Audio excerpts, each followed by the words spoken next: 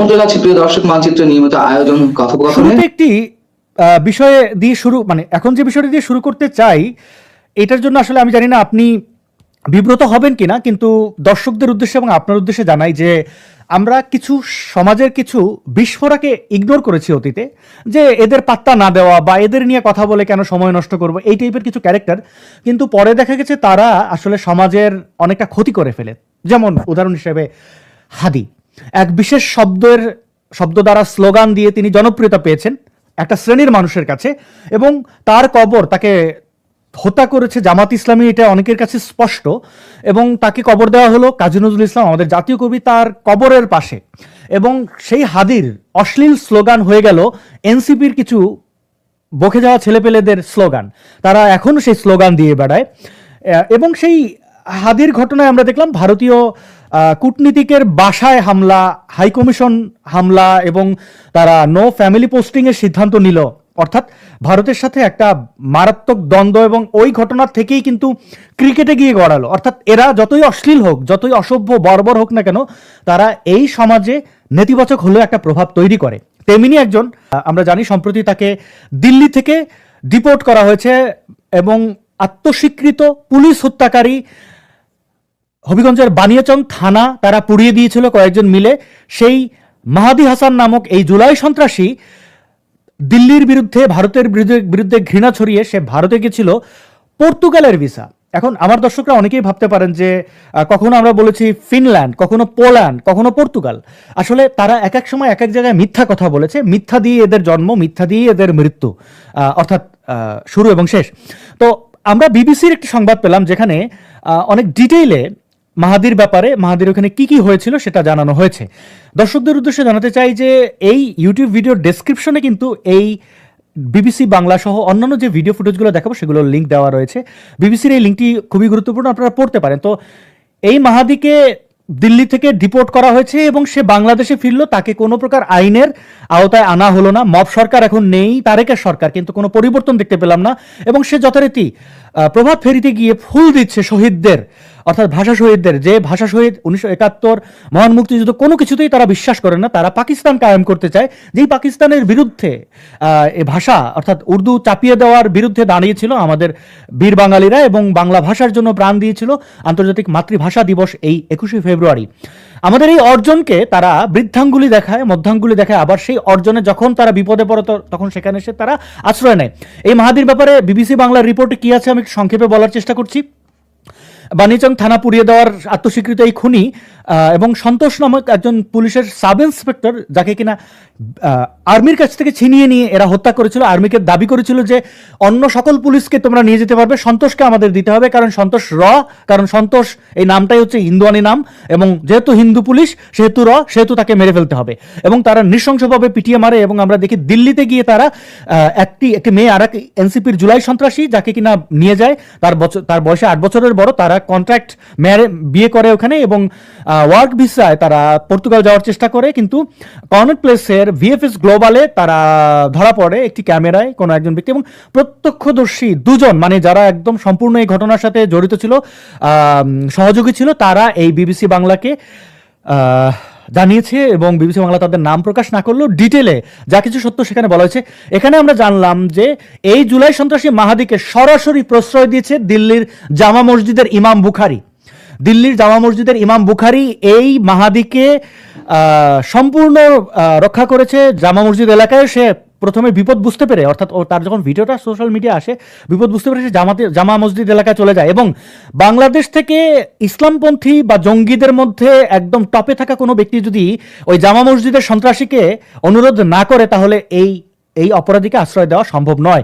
যারা ভারতীয় রয়েছেন তারা দেখে রাখুন, জামা মসজিদের ইমাম বুখারি তাকে সরাসরি শেল্টার দিয়েছিল। এবং দিল্লি ইমিগ্রেশনে, অর্থাৎ দিল্লি এয়ারপোর্টে, ইন্দিরা গান্ধী এয়ারপোর্টে যখন সে বুঝতে পেরেছে দিল্লি তার থাকতে পারবে না, পরের দিন ভিএফএস গ্লোবালে তার আরেকটি অ্যাপয়েন্টমেন্ট ছিল, সেখানে সে যায়নি, সে সরাসরি পালিয়ে এসেছে।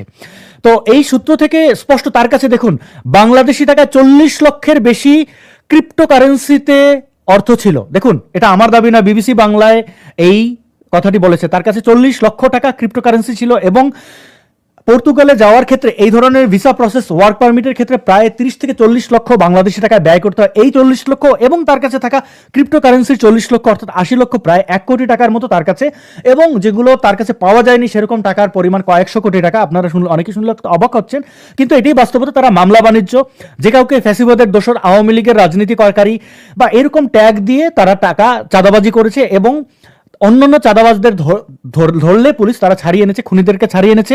এরকম একটি ছাড়িয়ে আনার ঘটনায় কিন্তু সে এই বক্তব্য দিয়েছিল যে আপনাদের কত বড় সাহস, আমরা খুনি তো অসুবিধা কি, তাকে ছেড়ে দিতে হবে, আপনারা জানেন না আমরা পুলিশ হত্যা করেছি, আমরা থানা পুড়িয়ে দিয়েছি, আপনাদের কত বড় সাহস, আমরা খুন করেছি বলে খুনের মতো একটা তুচ্ছ ঘটনার জন্য আপনি ধরে আনবেন। তো এইটা ছিল তাদের ওইখানকার বক্তব্য, আপনারা জানেন। এই যে এত টাকা, এবং তারা বাংলাদেশ থেকে না গিয়ে, ইউনুস বলেছিল যে বাংলাদেশ হবে একটা হাব যেখানে সকল এমবাসি আসবে, তো বাংলাদেশ থেকে তারা না পালিয়ে কেন দিল্লি গেল? টাকা মানে বাংলাদেশে সে ডিপোর্ট হওয়ার পরে কেন তাকে এই টাকার উৎস জানতে চাওয়া হলো না? কিভাবে সে শহীদ মিনারে যাচ্ছে ফুল দেওয়ার এই সাহস কিভাবে দেখাচ্ছে? খুঁটির জোর কোথায়? সম্মানিত দর্শক, নিয়তির অমোঘ নিয়মে ডক্টর মোহাম্মদ ইউনূস সরকারের 17 মাসের জবধায় এটির পরিসমাপ্তি ঘটেছে। জনগণ বিদ্রোহ করেনি, বিপ্লব করেনি, তাকে ক্ষমতা থেকে টেনে হেসড়ে নামানোর জন্য রাজপথে কোনো আন্দোলন হয়নি। তাহলে তিনি কেন গেলেন? তিনি কি ইচ্ছা করে গিয়েছেন? প্রশ্নই আসে না। অন্যদিকে তিনি এবং তার যারা লোকজন তারা থাকতে চেয়েছেন। মনের যে লক্ষ্য এবং উদ্দেশ্য ছিল অনন্তকাল থাকার, স্বয়ং ডক্টর মোহাম্মদ ইউনূস বলেছিলেন তিনি 5 বছর থাকতে চান, এই কথা, বা তিনি যেন 5 বছর থাকেন এই কথা জনগণ বলছে। কেউ কেউ 50 বছর থাকার কথাও বলছে। তার এই সরকারটির নাম ছিল অন্তর্বর্তীকালীন সরকার। দেশে বিদেশে বিভিন্ন সংবাদ মাধ্যমে তিনি সাক্ষাৎকার দিয়ে বলছেন তার কোন নির্দিষ্ট সময়সীমা নেই। এগুলো নিয়ে আমরা যারা সংবাদ মাধ্যমে কথা বলতাম, আমরা যারা বলতাম যে তিনি যাবেন না, যেতে চান না, কেউ ক্ষমতা ছেড়ে যেতে চায় না, তখন অনেকে পেউ, পু, ভু, ভা এই সমস্ত শব্দ করত। অনেকে বলার চেষ্টা করতো যে ডক্টর মোহাম্মদ ইউনূস তার নির্দিষ্ট সময় ক্ষমতা ছেড়ে নির্বাচন অনুষ্ঠান করে তারপর তিনি চলে যাবেন। ভালো কথা। তো আপাত দৃষ্টিতে মনে হচ্ছে তিনি চলে গেছেন, বা তিনি একেবারে নির্দিষ্ট সময় তার কমিটমেন্ট রক্ষা করে চলে গেছেন, এবং আমরা যারা তার চলে যাওয়ার ব্যাপারে কথাবার্তা বলেছি আমরা আসলে ভুল বলেছি। বাস্তবে কি তাই? মোটেও নয়। বাস্তবতা হলো যে এই বাংলাদেশে ডক্টর মোহাম্মদ ইউনূস যখন এলেন, তখন আকাশ, বাতাস, চন্দ্র, সূর্য, গ্রহ, নক্ষত্র, তারকা কেবল ইউনূস, ইউনূস, ইউনূস।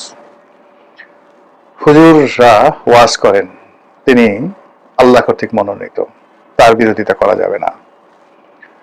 হুজুররা তার জন্য দোয়া করেন, তাকে 100 বছর ক্ষমতায় রাখার জন্য মাঠে ময়দানে আওয়াজ। তিনি নামাজ পড়তে ঈদের ময়দানে যান, সেখানে অসংখ্য মানুষ দাঁড় করিয়ে স্যার যাবেন না, যাবেন না, যাবেন না। তিনি চাঁদের হাসি দিয়ে বলেন যে দোয়া করবেন। এই যে একটা ইউনূসকে নিয়ে, বা ডক্টর মোহাম্মদ ইউনূসকে নিয়ে যে সারা বাংলাদেশে আদিক্ষেতা শুরু হয়েছিল, এবং স্বয়ং তারেক রহমান সাহেব তিনি তার ক্ষমতার একেবারে কাছাকাছি, মানে আওয়ামী লীগ গেছে, ডক্টর মোহাম্মদ ইউনূস এসেছে, এবং ডক্টর মোহাম্মদ ইউনূস যাওয়ার সঙ্গে সঙ্গেও যিনি ক্ষমতায় আসবেন জনাব তারেক রহমান সাহেব, তিনি এবং তার দলের লোক, তার প্রয়াত মা বেগম খালেদা জিয়া, তারাও জনাব ডক্টর মোহাম্মদ ইউনূসকে ভীষণ রকম প্রয়াস করছিলেন, তদবির করছিলেন, এবং বেগম খালেদা জিয়ার নির্দেশ ছিল কোনো অবস্থাতেই ডক্টর মোহাম্মদ ইউনূসকে বিরক্ত করা যাবে না। আমি নিজে ব্যক্তিগতভাবে সমালোচনা করেছি, কিন্তু তার প্রাপ্য সম্মান, তার যারা লোকজন রয়েছেন তাদেরকে সমীহ করে কথা বলা এবং কৃতজ্ঞতা প্রকাশ করা, এটা আমি সবসময় বজায় রেখেছি এবং আগামী দিনগুলোতে বজায় রাখবো। কারণ কি? কারণ হলো আওয়ামী লীগের শাসন আমলে 2014 থেকে একেবারে 25 পর্যন্ত 10টি বছর যে জুলুম এবং অত্যাচারের শিকার হয়েছি, যে কষ্ট পেয়েছি, যে আতঙ্ক, অজানা শঙ্কা আমাকে তাড়া করে ফিরেছে, তার থেকে যে মুক্তি, সে মুক্তি মিলেছে আগস্ট মাসের 5 তারিখে। ফলে আমি আওয়ামী লীগের পতন মানে যতটা না চেয়েছি তার চেয়ে বেশি আমার মুক্তি চেয়েছি, তো আমাকে আল্লাহ সেই মুক্তি দিয়েছে, যে ওছিলায় আমার মানে মুক্তি ঘটেছে। আমি সারাটা জীবন তাদের প্রতি কৃতজ্ঞ থাকব। এবং এখন দেখুন তাদের ক্ষমতা নেই, আমি এখন তাদের ব্যাপারে কি বলি আপনারা লক্ষ্য করবেন। তো যেটা বলছিলাম যে আওয়ামী লীগ জামানাতে আওয়ামী লীগের সমালোচনা করেছি, আওয়ামী লীগ ভালো করুক। এর কারণ হলো যে আমি তো 2014 সন থেকে আওয়ামী লীগের সঙ্গে ছিলাম না, কোনো রাজনৈতিক দলেই ছিলাম না, নির্বাচন করিনি। তো 2018 সনে এসে শুধু মনোনয়ন চেয়েছিলাম, আওয়ামী লীগের পাইনি, সেটা একটা ব্যতিক্রম ঘটনা। এই জন্য আমি বিএনপিতে যোগদান করে বিএনপির মনোনয়ন নিয়েছিলাম। কিন্তু 14 থেকে 18 সন পর্যন্ত তো আমার কোনো দলীয় পরিচয় ছিল না, কিন্তু আমি চাইতাম যে আওয়ামী লীগ ভালো করুক। এই জন্য সমালোচনা করতাম ইতিবাচক অর্থে, যা আওয়ামী লীগের লোকজন গ্রহণ করতে পারেননি। একই ঘটনা আমার ক্ষেত্রে ঘটেছে, হয়তো আমি ভুল, কিন্তু এই যে ইউনূস সাহেবের পতনের পরে আমার কাছে মনে হচ্ছে আমি সঠিক। একেবারে প্রথম দিন থেকে ইউনূস সাহেব যেদিন শপথ নিলেন আগস্ট মাসের 8 তারিখে, তার 5 দিন পর থেকে, বা 5 দিন না, ঠিক 1-2 দিন পর থেকে আমি সমালোচনা করা শুরু করলাম। যদি সেই সরকার সমালোচনাগুলো শুনতেন, তাদের বিদায়টি হতো চমৎকার, সুন্দর, সম্মানজনক এবং আনন্দদায়ক। আমরা অনেকে অশ্রু সজল নেত্রে তাকে বিদায় জানাতাম এবং তার সরকারের সকল কর্মকাণ্ডকে আমরা সার্টিফাই করতাম। কিন্তু এখন আমরা কি বলছি? তিনি চলে গেছেন, এটা সঠিক নয়। তিনি স্বেচ্ছায় সজ্ঞানে চলে যেতে বাধ্য হয়েছেন। তার যারা নিয়োগকর্তা দেশে এবং দেশের বাইরে সবাই তার ব্যাপারে ভীষণ রকম বিরক্ত হয়ে পড়েছিল। আমেরিকা এবং ইউরোপীয় ইউনিয়ন তাদের সমর্থন তুলে নিয়েছিল। এনসিপির প্রতিটি লোক, সে নাহিদ, সার্জিস, মাহফুজ থেকে শুরু করে নাসিরউদ্দিন পাটোয়ারি থেকে শুরু করে সবাই, প্রত্যেকটা মানুষ তার প্রতি বিশ্বাস হারিয়ে ফেলেছিল।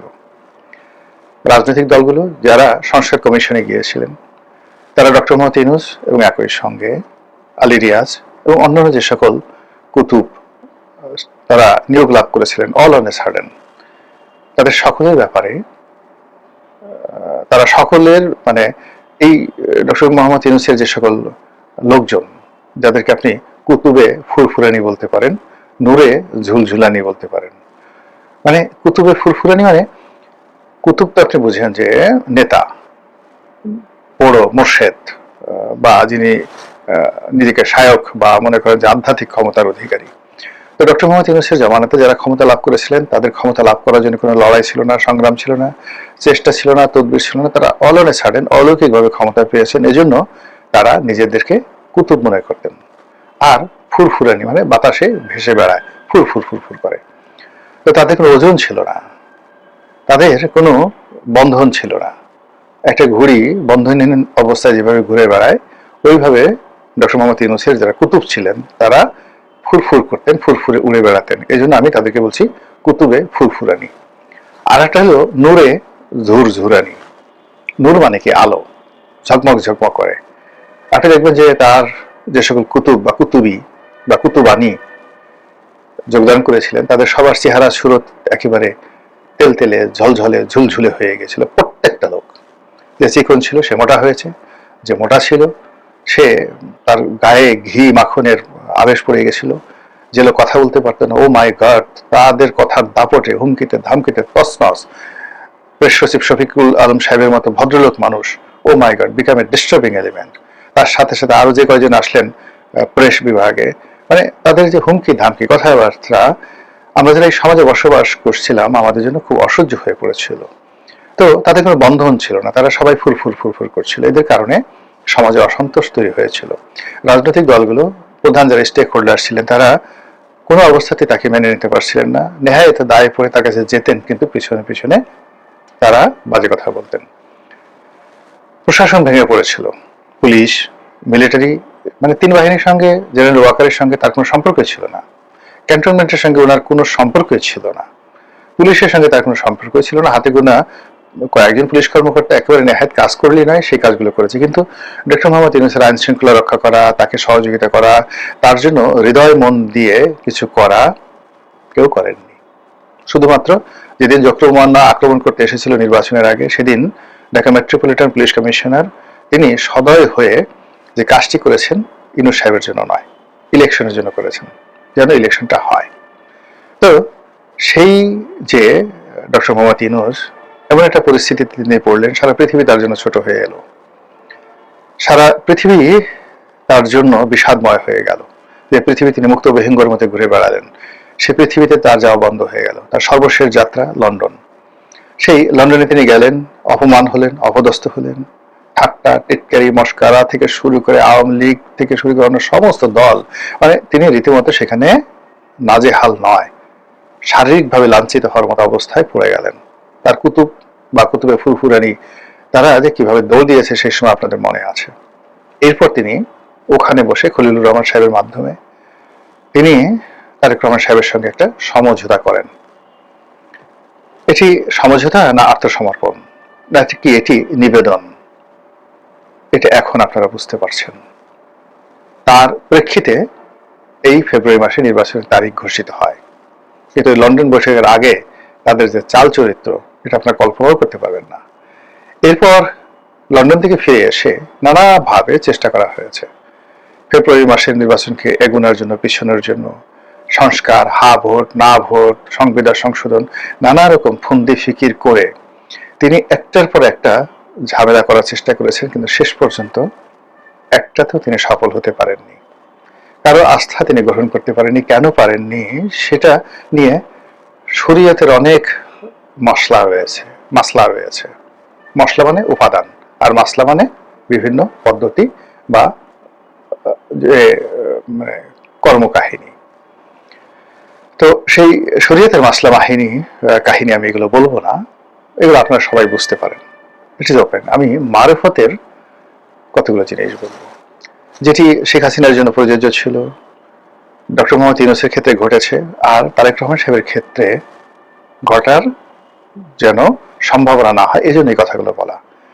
ডক্টর ইউনূসকে বলে আমি মূলত তারেক রহমান সাহেবকে বোঝাতে চাচ্ছি, তিনি তার আশেপাশে কোনো আল্লাহওয়ালা ভালো মানুষ রাখেননি। একমাত্র তার যে ধর্ম উপদেষ্টা যে ভদ্রলোক, তিনি সরকারের অঙ্গ ছিলেন না, তার আমল একিন কর্ম এটি ভালো ছিল। আর বাকি যারা ছিলেন এদের কার বিরুদ্ধে বলেন তো? জেনা, ব্যভিচার, যৌনতা, মদ্যপান, ঘুষ, দুর্নীতি, অনিয়ম, লোক ঠেকানো, মুনাফিকি, টাউটারি, বাটপারি, এই যে জিনিসগুলো আছে, আপনি কোনটা নেই কার বিরুদ্ধে, কয়জনের বিরুদ্ধে নেই, একটু খুঁজে বের করেন। ফলে রাষ্ট্র ক্ষমতায় যারা বসবেন তাদের আশেপাশে এমন ভালো মানুষ থাকবে যাদেরকে আরো আজিম থেকে আল্লাহ রাব্বুল আলামিন ছায়া প্রদান করেন। যারা কোনো গাছের তলে বসলে সেই গাছ ছায়া বিতরণ করে, বাতাস সেই গাছের সেই ডালপালা দোলাতে থাকে। এরকম মানুষ যখন সরকারে থাকে, সরকার প্রধানের পাশে থাকে, আশেপাশে থাকে, তখন সেখানে আল্লাহ রাব্বুল আলামিন রহমত বরকত নাজিল করেন। অনেক সরকার প্রধান মদ্যপান করেছেন, করেন। ডক্টর মোহাম্মদ ইউনূস মদপান করেন কিনা আমি জানি না। অনেক সরকার প্রধান নিজেরা জেনাকার, ব্যভিচারী, তারপর ধর্ষণকারী, তারপরে তারা সফল হয়েছেন। যুদ্ধক্ষেত্র নয়, এমনি প্রকাশ্য সেই গৃহবধূকে ধরে ধরে রাজপ্রাসাদে এনে বহু রাজা সঙ্গম করে তাদেরকে ছেড়ে দিয়েছেন, ধর্ষণ করে ছেড়ে দিয়েছেন, কিন্তু তারা সফল হয়েছেন। এর কারণ হলো রাজকর্মে তারা কখনো মুনাফিকি করেননি, ন্যায় বিচার প্রতিষ্ঠা করেছেন, জুলুম অত্যাচার প্রশ্রয় দেননি। ফলে ওই রাজাদের ব্যক্তিগত যে অপরাধ এটা রাজকর্মে সংমিশ্রিত হয়নি। ব্যক্তির অপরাধ কেবলমাত্র তার ব্যক্তি জীবন দ্বারা, হয়তো ছেলে অন্ধ হয়েছে, স্ত্রীর সঙ্গে তার সম্পর্ক ভালো ছিল না, শরীর স্বাস্থ্য খারাপ ছিল, মনের মধ্যে অশান্তি ছিল, কিন্তু রাজকর্ম তারা ভালোভাবে চালিয়েছেন, ফলে বরকত হয়েছে। কে? নুরুদ্দিন মোহাম্মদ জাহাঙ্গীর, সম্রাট জাহাঙ্গীর। কে? আলাউদ্দিন খিলজি, গিয়াসউদ্দিন বলবন। এদের যে রাজকর্মের উৎপত্তি, তারা ওলি আল্লাহ, গাউস কুতুব, পীর মাশায়েখ তাদেরকে সম্মান করতেন, মর্যাদা দিতেন, তারপর ভালো মানুষদেরকে আশেপাশে রাখতেন এবং কোনো অবস্থাতে ব্যক্তিগত ক্রোধ, ক্ষোভ, লালসা দিয়ে রাজকর্ম সিংহাসনে বসে ওটা পরিচালিত করতেন না। 17 মাসে ডক্টর মোহাম্মদ ইউনূসের নেতৃত্বে পুরো রাষ্ট্রের চরিত্র পাল্টে গেছে। সেটা মবের মাধ্যমে বলেন, 32 নম্বর ভাঙচুরের মাধ্যমে বলেন, আওয়ামী লীগের মন্ত্রী এমপিদেরকে জুতো মারা, কোর্ট কাছারিতে প্রকাশ্য কোর্টে হ্যান্ডকাপ পরা অবস্থায় মব সৃষ্টি করে দেশের রাজনৈতিক নেতাদেরকে, প্রতিষ্ঠিত রাজনৈতিক নেতাদেরকে, সম্মানিত রাজনৈতিক নেতাদেরকে জুতো পেটা করা, লাথি মারা, অন্ডকোষ ফাটিয়ে ফেলা, এই কাজগুলো এই গত 17 মাসে হয়েছে। কোনো রিজন নেই, আল্লাহর গজব নাজিল হয়েছে এই সকল কর্মকাণ্ডের কারণে। অতীতে বহু যুদ্ধ হয়েছে, বহু ধর্ষণকারীকে ধরা হয়েছে, কিন্তু রাষ্ট্র যে মুহূর্তে তাকে আশ্রয় দিয়েছে, সর্বশক্তি দিয়ে ধর্ষণকারীকে রক্ষা করার জন্য যুদ্ধ পর্যন্ত করা হয়েছে। এটা হলো রাষ্ট্রের শক্তি। কিন্তু রাষ্ট্র সেই কাজটি না করে নিজেদের ক্রোধ, মনের ঝাড়ার জন্য আওয়ামী লীগের নেতাদেরকে, যারা গ্রেপ্তার হয়েছেন তাদেরকে, তাদের বাড়িঘরকে, তাদের পরিবার পরিজনকে, তাদের সাহায্যকারীদেরকে যেভাবে রাষ্ট্রীয় শক্তি দ্বারা লাঞ্ছিত করেছেন, অপমান করেছেন, এই জন্য এই সরকারের উপরে আল্লাহর যে নিয়ামত, রহমত এবং বরকত ছিল, আমি বললাম মারেফতি কথা, সেগুলো উঠে গেছে। যেদিন নারায়ণগঞ্জ হত্যাকাণ্ড হয়েছিল, 7 মার্ডার, যেদিন ইলিয়াস আলীকে গুম করা হয়েছিল, আমি প্রথম ব্যক্তি আওয়ামী লীগের সেই চোখের পানিতে অশ্রুসিক্ত হয়ে গুমের চাইতে ক্রস ফায়ার ভালো, এই শিরোনামে বাংলাদেশ প্রতিদিনে একটা লেখা লিখেছিলাম সম্পাদকীয়, আওয়ামী লীগের এমপি অবস্থায়। যদি অনেকে বলে যে আপনি বলেন নাই, লিখে দেখেন। এরপর বহুবার টেলিভিশন টক শোতে বলছি যে এই ইলিয়াস আলীকে যে গুম করা হয়েছে, চৌধুরী আলমকে যে গুম করা হয়েছে, এটার খেসারত দিতে হবে সবাইকে দিতে হবে, এবং সেটা আওয়ামী লীগ দিচ্ছে, এবং একইভাবে ডক্টর মোহাম্মদ ইউনূসকেও দিতে হয়েছে। আমি প্রথম ব্যক্তি ডক্টর মোহাম্মদ ইউনূসকে সতর্ক করেছিলাম যে আপনি 32 নম্বর যেভাবে ভাঙলেন, আপনার স্থাপনাগুলো অক্ষত থাকবে না।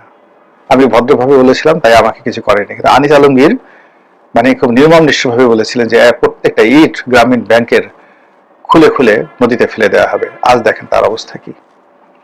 এই জিনিসগুলো মুনাফিকি হয়েছে। এই মুনাফিকি হওয়ার ফলে তাদেরকে বিদায় নিতে হয়েছে।